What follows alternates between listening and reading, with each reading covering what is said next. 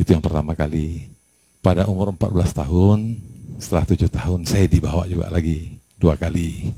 Pada umur 21 tahun, saya diajak ziarah lagi yang ketiga kali. Kemudian, setelah 28 tahun, saya nggak ada dipanggil lagi. Saya berpikir sendiri, saya melapor. Saya melapor buat surat. Pada waktu itu ayah guru sudah di Batu Gingging. Saya melapor buat surat, terus saya dipanggil. Sebenarnya najarnya sudah selesai. Hanya 3 kali 7 tahun. Umur sudah 3 kali. Tetapi kalau diteruskan adalah sangat baik. Kalau engkau mau meneruskan sangat baik, itu sangat bagus sekali katanya. Teruskanlah katanya. Nah sekarang ini kau boleh pikir sendiri. Nah, jadi pada umur 28 tahun itu saya sudah diizinkan oleh beliau, pergilah kau, pikirlah gini-gini. Diajarkanlah saya di situ tata cara ziarah. Nggak usah lah saya jelaskan di sini. Nah, itu nanti khusus lah itu ya.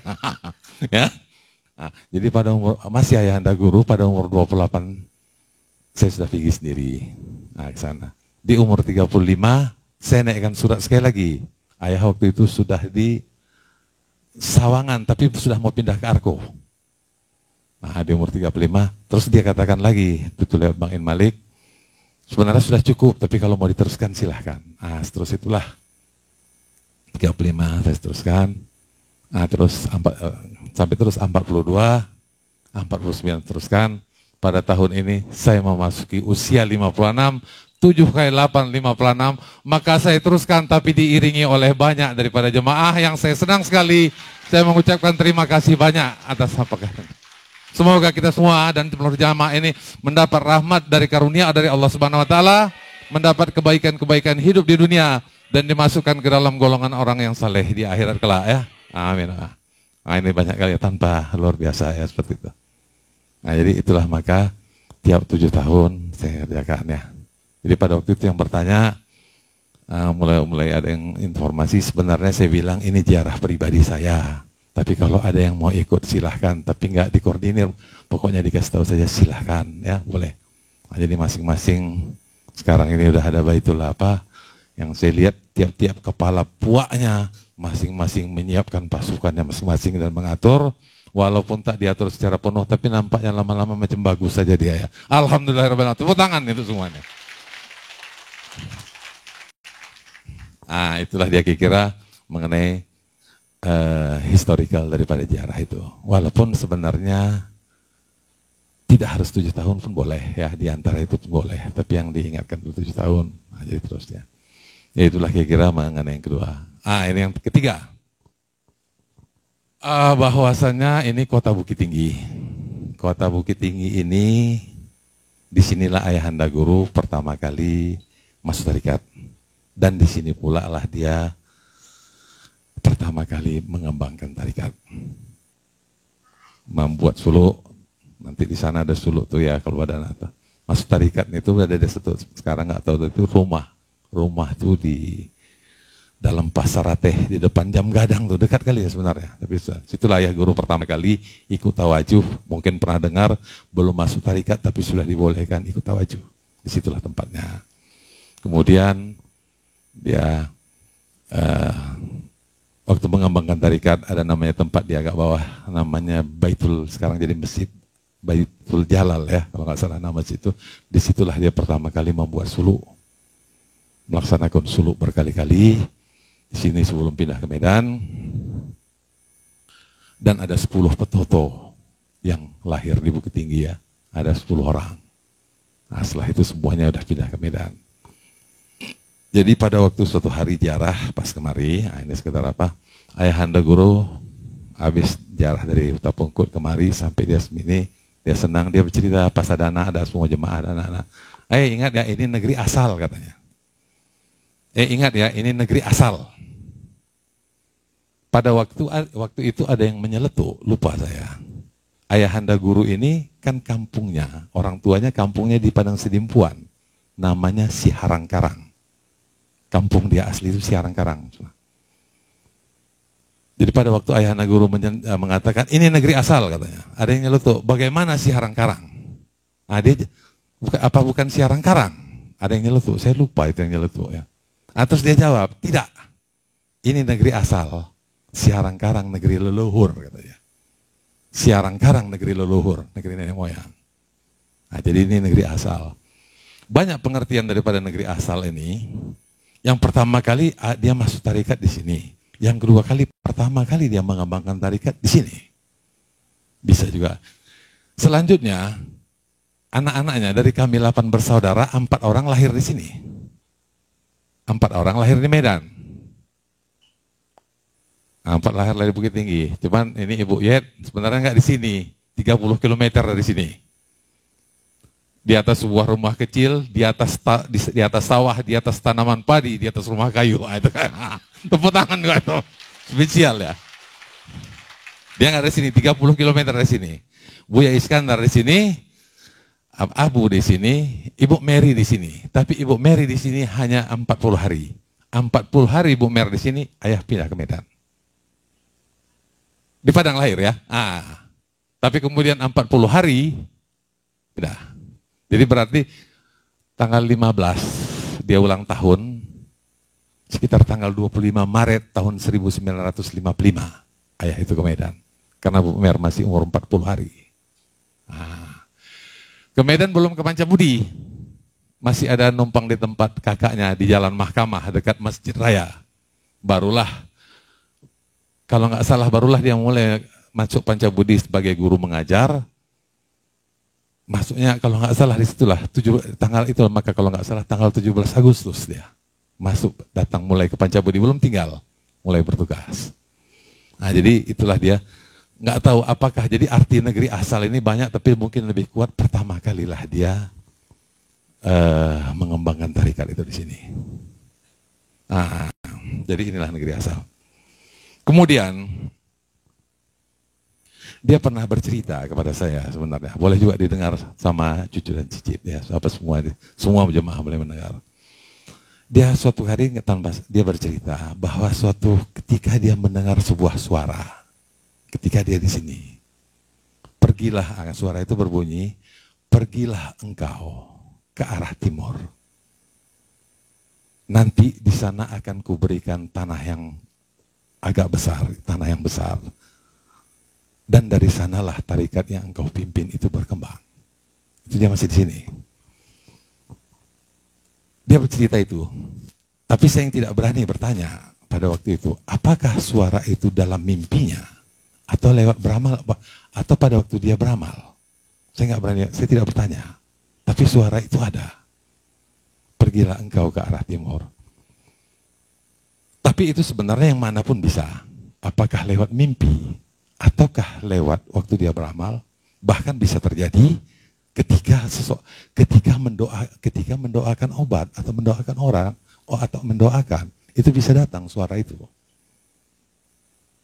Salah satu contoh yang pernah dia katakan dalam sejarahnya, dia dalam hidupnya ketika dia sekolah SMA atau lanjutan atas, atau kalau Malaysia bilang Form 5 di Jogja, dia sudah kehabisan uang.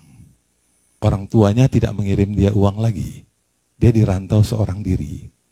Jadi pada waktu itu ada satu orang Belanda yang membantu beliau. Mengasih uang, mengasih penginapan gratis, dan terus menyuruh selesaikan sekolahnya. Yang membantu dia satu orang Belanda. Dan selesailah dia sekolah, sampailah apa.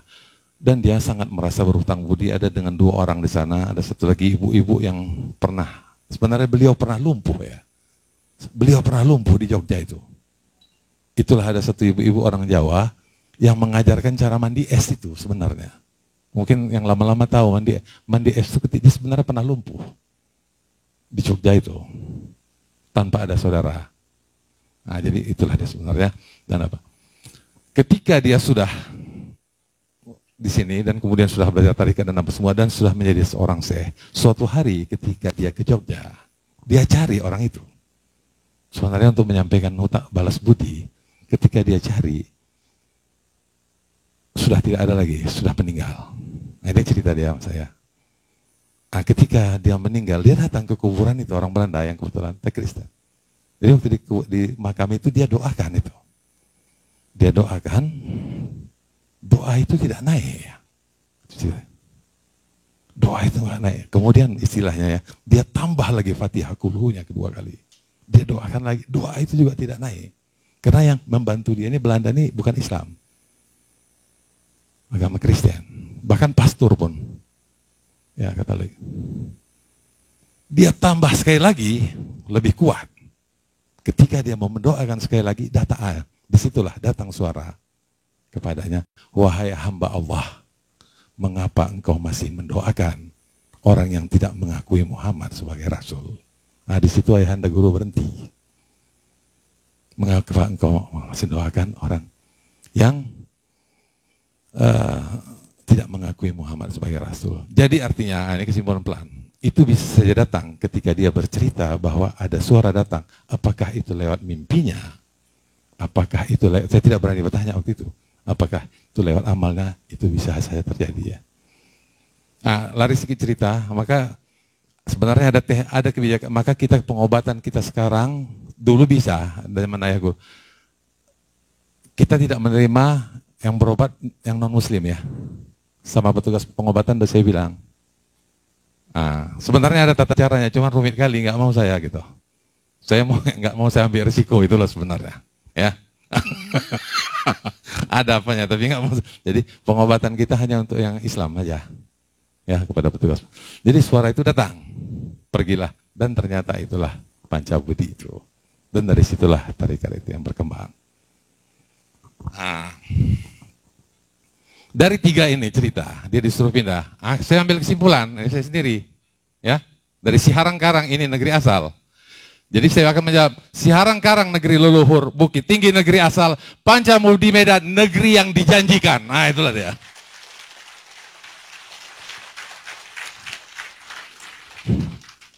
Seperti Allah memberitahu Yakub alaihissalam kepada tanah yang dijanjikan ya. Itu lewat mimpi tuh. Pergilah ke tanah Kanaan begini-gini. Nah, cuman jadi kita tahu lah. Jadi Pancabudi sebenarnya itu tanah yang dijanjikan, tanah perjanjian itu. Sama kalian belum pernah cerita, tapi memang yang kawan-kawan dekat itu, saya selalu cerita. Orang ini nggak ngerti, hati-hatilah di tanah perjanjian. Teman-teman pakai. Gak usah macam-macam lagi dari situ. Hah? Tanah yang dijanjikan bagi beliau itu. Ya, dan dari sana berkembang. Nah, jadi kepada yang untuk kita ini nggak bisa, Pancabudi itu tetap ada nuansa spiritualnya. Jadi kita mungkin sekarang ini udah ada untuk pun perkembangan kepada anak cucu tanpa sadar boleh aja. Kita udah membuat satu perusahaan lagi, PT PBR namanya, Patuan Balio Rahmat Shah, itu situlah. Itu nanti ya. Patuan Balio Rahmat Shah itu nama beliau juga, tapi nama gelar adatnya. Nah, itu sudah ada. Tapi kalau namanya Pancabudi tidak.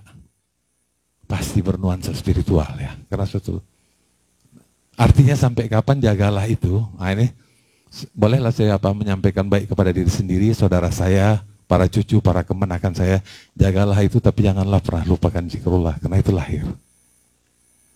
Seperti tanah yang dijanjikan kepada beliau, itulah yang disampaikan ya.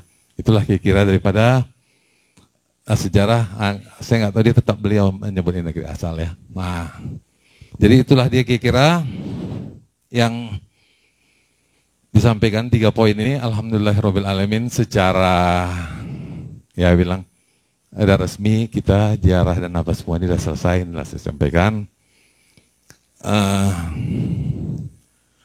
Setelah ini boleh nanti masing-masing bebas, siapa yang mau kembali ke Pangkalan silahkan, siapa yang mau kembali ke rumah masing-masing silahkan, siapa yang mau berlibur di Sumatera Barat ini pun silahkan. Kalau nggak salah dari informasi terakhir ada 17 tempat di sini, tempat wisata yang umum, terserahlah ya.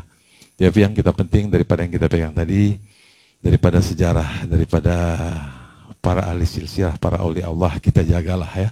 Zikrullah ini, jadi anak cucu pun tahu ya bagaimana keberadaan daripada Pancabudi itu. Mungkin beliau tidak pernah, memang beliau waktu itu hanya nggak spesial, waktu itu berdua aja menyampaikannya. Jadi waktu itu, itulah saya tangkap cerita-cerita itu. Saya tetap merasa walaupun seolah-olah tidak, tapi Pancabudi itu metafisis itu dia bekerja terus itu. Karena asal muasal seperti itu. Dan kita jagalah ya. Jangan kita belajar daripada kisah orang-orang yang terdahulu dari kita, jangan kita tinggalkan itu ya. Ya, tetaplah kita agungkan asma Allah di tempat itu. Kemudian kalau mengenai hidup dan kehidupan kita, kita kepada masing-masing. Kepada seluruh kita semua di sini, jemaah yang hadir, zikrullah yang itu yang diberikan kepada kita adalah dikatakan juga sebagaimana amalan yang diamalkan oleh Rasulullah SAW, oleh para sahabatnya, para salihin, para sidikin. Itu luar biasa itu ya.